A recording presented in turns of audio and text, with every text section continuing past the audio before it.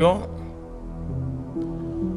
मानवता के सामने ऐसे अवसर बहुत कम आते हैं जब समय का चक्र हमें अतीत को सुधार कर नए भविष्य के निर्माण का मौका देता है। आज सौभाग्य से हमारे सामने एक ऐसा ही क्षण है। दशकों पहले जैव विविधता की सदियों पुरानी जो कड़ी टूट गई थी, विलुप्त हो गई थी, आज हमें उसे फिर से जोड़ने का मौका मिला है। आज भारत की धरती पर चीता लौट आए हैं और मैं ये भी कहूंगा कि इन चीतों के साथ ही भारत की प्रकृति प्रेमी चेतना भी पूरी शक्ति से जागृत हो उठी है। मैं इस ऐतिहासिक अवसर पर सभी देशवासियों को बहुत बहुत बधाई देता हूं। विशेष रूप से मैं हमारे मित्र देश नामीबिया और वहां की सरकार का भी धन्यवाद करता हूं, जिनके सहयोग से दशकों बाद चीते भारत की धरती पर वापस लौटे हैं।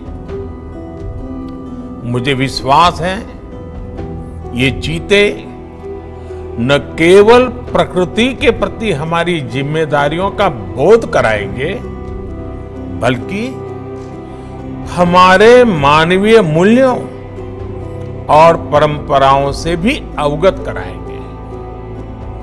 साथियों, जब हम अपनी जड़ों से दूर होते हैं तो बहुत कुछ खो बैठते हैं।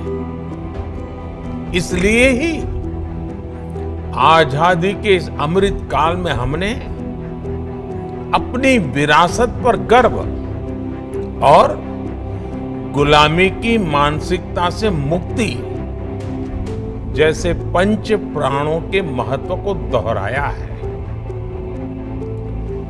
पिछली सदियों में हमने वो समय भी देखा है जब प्रकृति के दोहन को शक्ति प्रदर्शन और आधुनिकता का प्रतीक मान लिया गया था। 1947 में जब देश में केवल आखिरी 3 चीते बचे थे तो उनका भी साल के जंगलों में निष्ठुरता और गैर जिम्मेदारी से शिकार कर दिया गया। ये दुर्भाग्य रहा कि हमने 1952 में चीतों को देश से विलुप्त तो घोषित कर दिया, लेकिन उनके पुनर्वास के लिए दशकों तक कोई सार्थक प्रयास नहीं हुआ।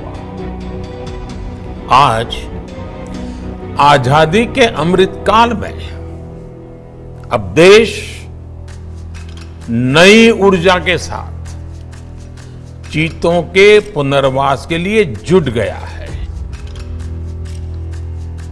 अमृत में तो वो सामर्थ्य होता है जो मृत को भी पुनर्जीवित कर देता है।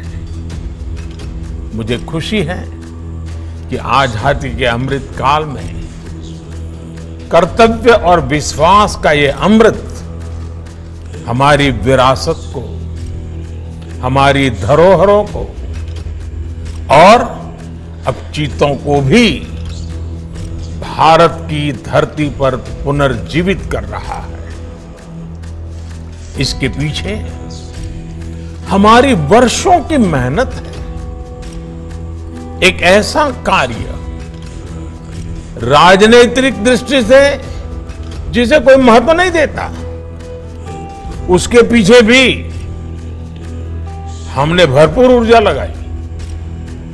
इसके पीछे एक विस्तृत चीता एक्शन प्लान तैयार किया गया। हमारे वैज्ञानिकों ने लंबी रिसर्च की, साउथ अफ्रीकन और नामीबियाई एक्सपर्ट के साथ मिलकर काम किया।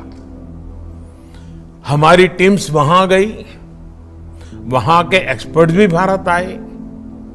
पूरे देश में चीतों के लिए सबसे उपयुक्त क्षेत्र के लिए वैज्ञानिक सर्वे किए गए और तब कूनो नेशनल पार्क को इस शुरुआत के लिए चुना गया।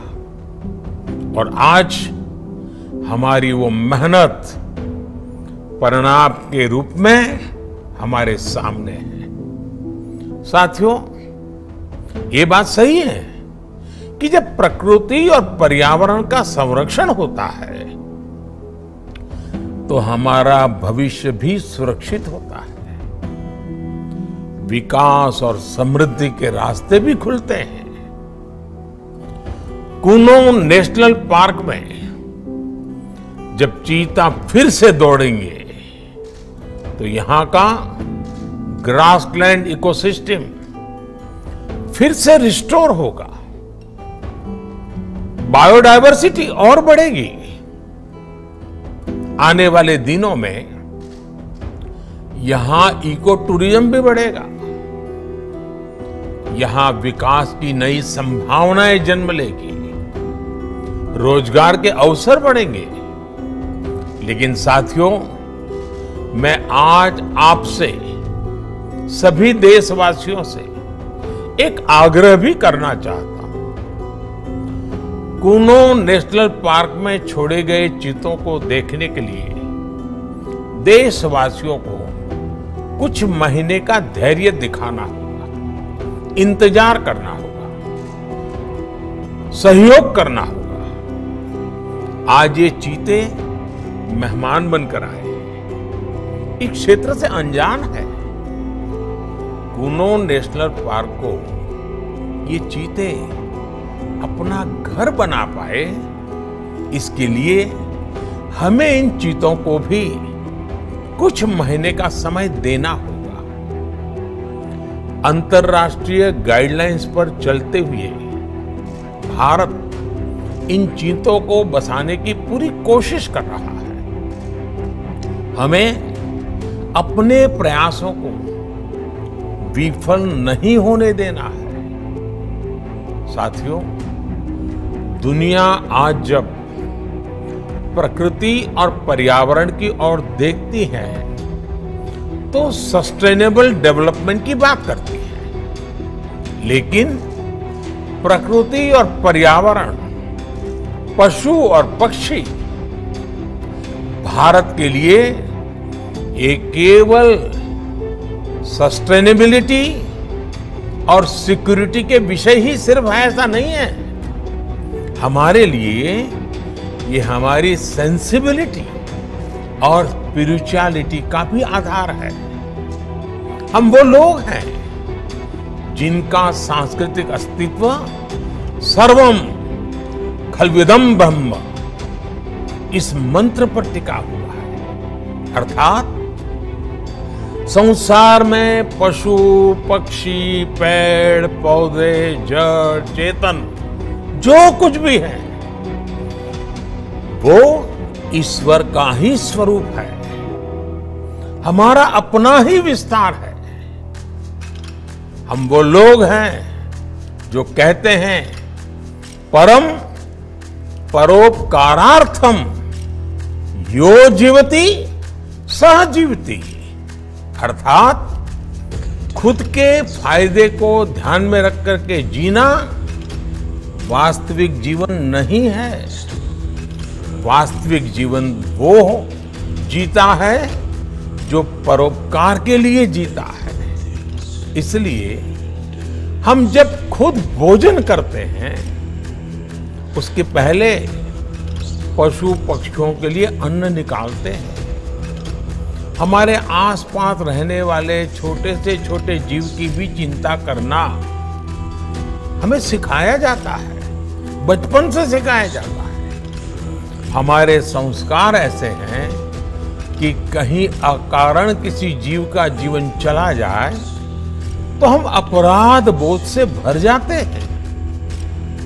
फिर किसी पूरी जीव जाति का अस्तित्व ही अगर हमारी वजह से मिट जाए, ये हमें कैसे स्वीकार हो सकता है? आप सोचिए, हमारे यहां कितने ही बच्चों को ये पता तक नहीं होता है कि जिस चीता के बारे में सुनकर वो बड़े हो रहे हैं, वो उनके देश से पिछली शताब्दी में ही लुप्त हो चुके हैं। आज अफ्रीका के कुछ देशों में और ईरान में चीता पाए जाते हैं, लेकिन भारत का नाम उस लिस्ट से बहुत पहले हटा दिया गया था। आने वाले वर्षों में बच्चों को इस विडंबना से नहीं गुजरना पड़ेगा। मुझे विश्वास है वो चीता को अपने ही देश में कूनो नेशनल पार्क में दौड़ता देख पाएंगे। चीता के जरिए आज हमारे जंगल और जीवन, उसका एक बड़ा शून्य भर रहा है। साथियों, आज 21वीं सदी का भारत पूरी दुनिया को संदेश दे रहा है कि इकोनॉमी और इकोलॉजी कोई विरोधाभासी क्षेत्र नहीं है। पर्यावरण की रक्षा के साथ ही देश की प्रगति भी हो सकती है।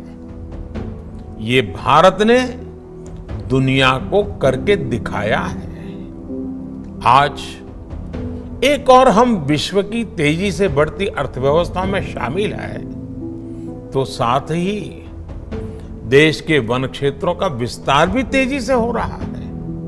साथियों, 2014 में हमारी सरकार बनने के बाद से देश में करीब करीब 250 नए संरक्षित क्षेत्र जोड़े गए हैं। हमारे यहां एशियाई शेरों की संख्या में भी बड़ा इजाफा हुआ है। आज गुजरात देश में एशियाई शेरों का बड़ा क्षेत्र बनकर उभरा है। इसके पीछे दशकों की मेहनत, रिसर्च बेस्ड पॉलिसीज और जन भागीदारी की बड़ी भूमिका है। मुझे याद है, हमने गुजरात में एक संकल्प लिया था, हम जंगली जीवों के लिए सम्मान बढ़ाएंगे और संघर्ष घटाएंगे। आज उस सोच का प्रभाव परिणाम के रूप में हमारे सामने है। देश में भी टाइगर्स की संख्या को दोगुना करने का जो लक्ष्य तय किया गया था, हमने उसे समय से पहले हासिल किया है। असम में एक समय एक सींग वाले गैंडों का अस्तित्व खतरे में पड़ने लगा था, लेकिन आज उनकी भी संख्या में वृद्धि हुई है। हाथियों की संख्या भी पिछले वर्षों में बढ़कर 30,000 से ज्यादा हो गई है। भाइयों और बहनों, देश में प्रकृति और पर्यावरण के दृष्टिकोण से जो एक और बड़ा काम हुआ है, वो है वेटलैंड का विस्तार।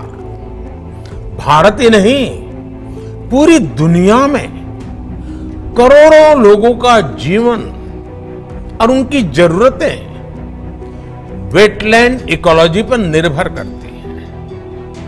आज देश में 75 वेटलैंड्स को रामसर साइट्स के रूप में घोषित किया गया है, जिनमें 26 साइट्स पिछले 4 वर्षों में ही जोड़ी गई हैं। देश के इन प्रयासों का प्रभाव आने वाली सदियों तक दिखेगा और प्रगति के नए पथ प्रशस्त करेगा। साथियों, आज हमें वैश्विक समस्याओं को, समाधानों को और यहां तक कि अपने जीवन को भी होलिस्टिक वे में देखने की जरूरत है। इसलिए आज भारत ने विश्व के लिए लाइफ, LIFE, लाइफ यानी लाइफस्टाइल फॉर द एनवायरमेंट जैसा जीवन मंत्र दिया है।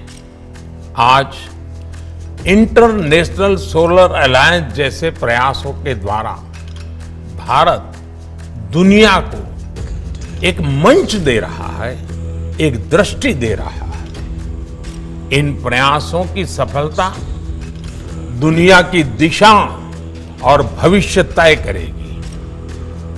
इसलिए आज समय है कि हम ग्लोबल चुनौतियों को दुनिया की नहीं, अपनी व्यक्तिगत चुनौती भी माने।